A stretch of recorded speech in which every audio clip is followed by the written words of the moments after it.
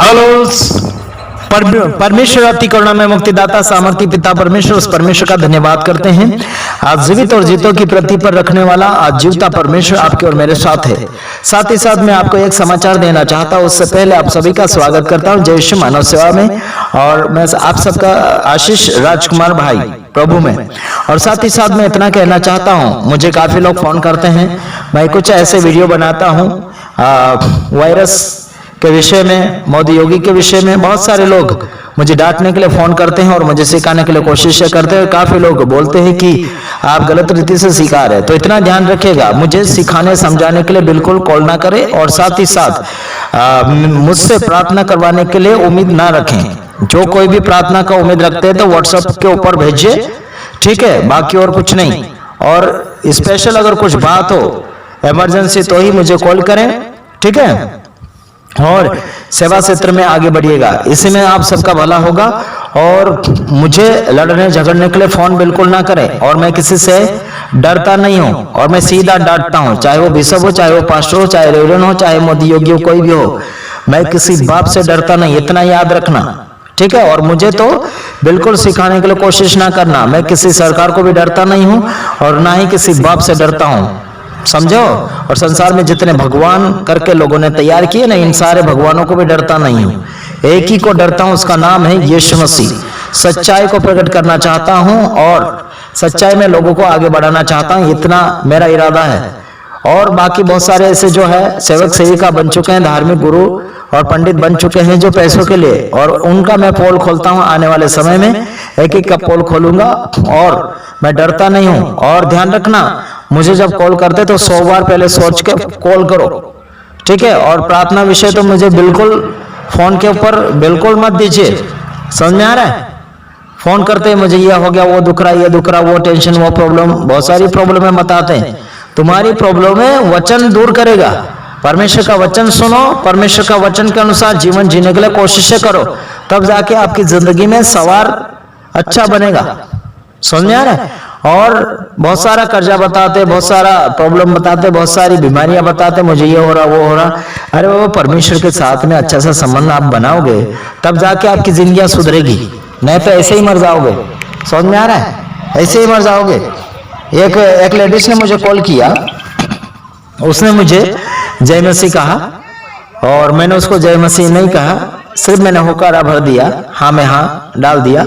और मैं मार्केट में था, और सोच समझ के बोलना पड़ता है, कहाँ क्या बोलना है, ठीक है। तो बाजार में कोई भी व्यक्ति कौन सी भी भावना के साथ जीता है, और विरोधी आजकल ज्यादा बढ़ चुके हैं। तो सावधानी रीति से हमें रहना पड़ता है, कहाँ जय मसीह बोलना है और कहाँ नहीं बोलना है, वो हमें ध्यान रखना पड़ता है। तो एक लेडीज को बुरा लगा कि मैं उसको जय मसीह नहीं बोला, और साथ ही साथ उसको मैं डांट भी दिया। उनसे जब मैं बात कर रहा था तो मुझे तो बीच में बोलने ही नहीं देती है वो लेडीज, और बोलते जा रही कि पूछो मत, है ना। अपने आप को माहिर मत समझो, ठीक है, अपने आप को माहिर मत समझो। और मुझे डराने धमकाने के लिए और मुझे सिखाने के लिए बिल्कुल कॉल ना करें, इतना ध्यान रखना। तुम्हें जितना समझ में आता है उतना समझो, नहीं समझ में आता है तो प्रभु से प्रार्थना करो, बाकी सब पवित्र आत्मा आपको समझा देगा, ठीक है। अगर मेरे वीडियो आपको अच्छे नहीं लगे तो मत देखो, ठीक है। और मेरे चैनल से भी भागो और ग्रुप से भी भागो। अगर हमारा संदेश आपको गलत लगता है तो ग्रुप से भागो, चैनल से भी भाग जाओ। इतना ध्यान रखना, परमेश्वर पवित्र है, और परमेश्वर के काम को अगर कोई बिगाड़ता है, चाहे वो सरकार हो चाहे वो आम जनता हो, कोई भी बिगाड़ता है तो उसके खिलाफ मैं उंगली जरूर उठाऊंगा और उसका विरोध जरूर करूंगा, ठीक है, समझ में आ रहा है। और कुछ लोग बोलते हैं कि आप न्याय कर रहे, ये कर रहे, मैं मेरे जगह सही हूं, आप अपने जगह आपका काम करो, ठीक है। हाँ, इतना ध्यान रखना। और परमेश्वर के वचन को गलत रीति से जो प्रकट करेगा उसकी पोल खोले बगैर मैं रहूंगा नहीं। और बहुत सारे ऐसे सेवक सेविका बन चुके हैं जो मुझे डराने धमकाने की बात करते हैं। डराने धमकाने के बीच में बात ही मत करना।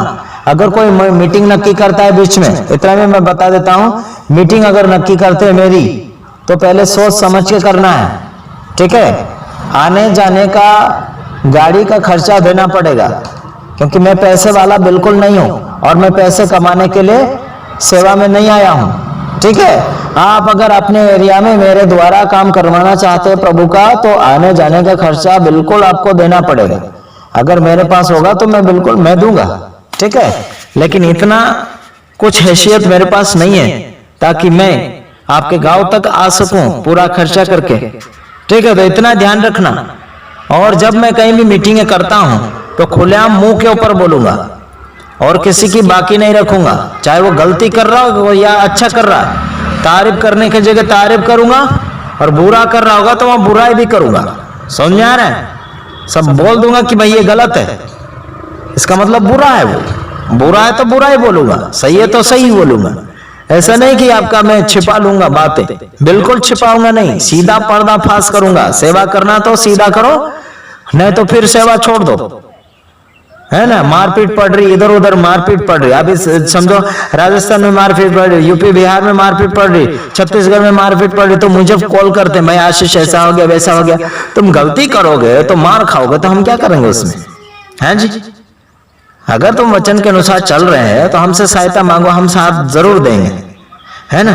आपके लिए हम हाजिर हो जाएंगे, रात दिन तैयार है। लेकिन गलती करते जा रहे, फिर हमें फोन करते, फिर संयोजन भाई को फोन करते हैं, हमें ये हो गया वो हो गया, है ना। गलती तुम करो और हमें भोगने के लिए बोलते हो। तो ध्यान रखना, साथ हम जरूर देंगे, लेकिन जहां सही होगा वहां हम साथ देंगे। अगर आपके ऊपर झूठा आरोप लगाया जा रहा है, धर्म परिवर्तन के विषय में आपको फंसाया जा रहा है, तो हम साथ देंगे।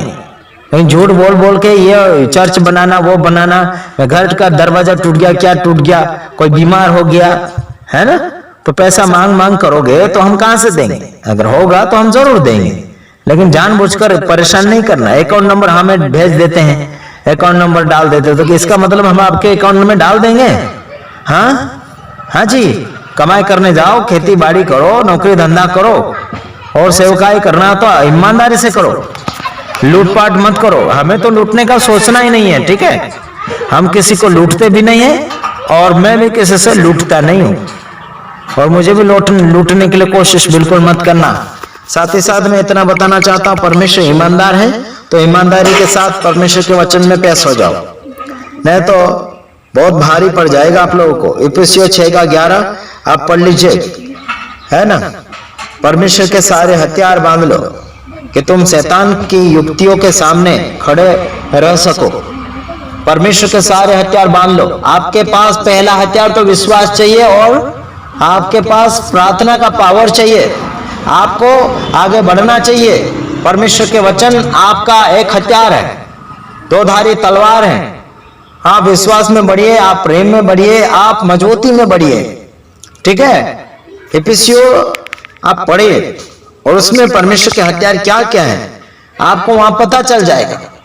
आपके पास हथियार नहीं तो बीमारी आ जाएगी, प्रॉब्लम आ जाएगा, परेशानी आएगी, विरोध आएगा, तो वहां सहन नहीं कर पाओगे, है ना। सामना करो यार, सारी बातों में सामना करो। मैं जो आप लोगों को बता रहा हूं, मैं मीठा मीठा बोलता नहीं हूं, मैं सीधा गुस्से वाला प्रेम दर्शाता हूं। और ये गुस्से वाला प्रेम अगर आपको अच्छा लगता है तो मेरे साथ आप जुड़कर सेवकाई क्षेत्र में आगे बढ़ सकते हैं, चाहे वो कोई भी हो। गलती करेगा तो तुम्हारा पर्दाफाश करूंगा जरूर, और मैं किसी बाप का पैसा और रोटी खाकर उसकी गुलामी नहीं करता हूं। सीधा ध्यान रखना, कई लोग हमें रुपए देकर उनकी गुलामी में रखना चाहते हैं, गुलामी में बिल्कुल नहीं रहूंगा। और ये विरोधी, मसीह लोगों के विरोधी, तुम्हारी तो खैर नहीं, मेरे सामने अगर आ गया तो तुम्हारी खैर नहीं। मैं जगह जगह भारत के कोने कोने में अब जाने की तैयारी कर रहा हूं, और तुम में अगर दम हो, विरोधी लोग, तुम में अगर दम हो तो मुझसे मुकाबला कर सकते तुम लोग, है ना। धर्म परिवर्तन का आरोप लगा दे तो मैं तुम्हें कहानी सिखाऊंगा, असली कहानी क्या है धर्म की, है ना। तुम जिसको उसको पकड़ पकड़ के मारते ना, उठा उठा के तुमको पटकूंगा, सीधी बात बोल देता हूं। विरोधी आ गया हमारे सामने तो उठा उठा के पटकूंगा, जैसे कपड़े धोते हैं ना, पटक पटक कैसे धो डालूंगा। सीधी बात कर रहा हूं, मुझसे पंगा मत लेना। यीशु मसीह के काम में कोई भी दगा देगा, उसकी तो खैर नहीं, अभी समझ लीजिए। चाहे वो मसीह वाले हो, चाहे वो गैर मसीह वाले हो, अगर प्रभु के काम में दगाबाजी की, लफड़ाबाजी की, तो उसको तो पटक पटक के उसको क्या दूंगा, अब मैं ही जानता हूं, इतना ध्यान रखना।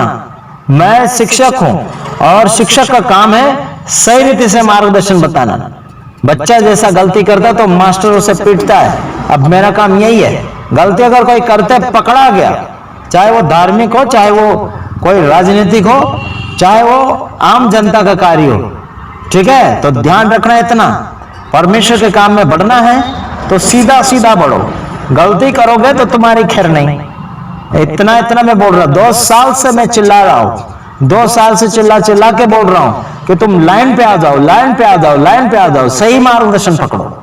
फिर भी वो कुत्ते की पूंछ जो टेढ़ी की टेढ़ी होती है ना, उसको पाइप में डाल के रखो 1 साल तक, दूसरे साल निकालो तो वो टेढ़ी की टेढ़ी रहती। ऐसे ये कठोर मन वाले और टेढ़ा टेढ़ा जीवन जीने वाले लोग हैं, चाहे वो मसीह हो चाहे वो गैर हो, समझ में आ रहा है? तो टेढ़ी पूंछ वाले या टेढ़ा चाल चलने वाले बहुत सारे लोग हैं, और मुझे सिखाने के लिए कॉल ना करें और प्रार्थना के लिए भी फोन ना करें। सीधा और सिंपल बात, मैं तुम्हारे शिक्षा से कोई फायदा महसूस नहीं करूंगा और ना ही तुम्हें प्रार्थना करने से मैं स्वर्ग जाऊंगा, ठीक है? तो ध्यान रखना, खुद प्रार्थना करो, खुद मेहनत करो, तब जाके आगे बढ़ोगे। ध्यान रखना आगे।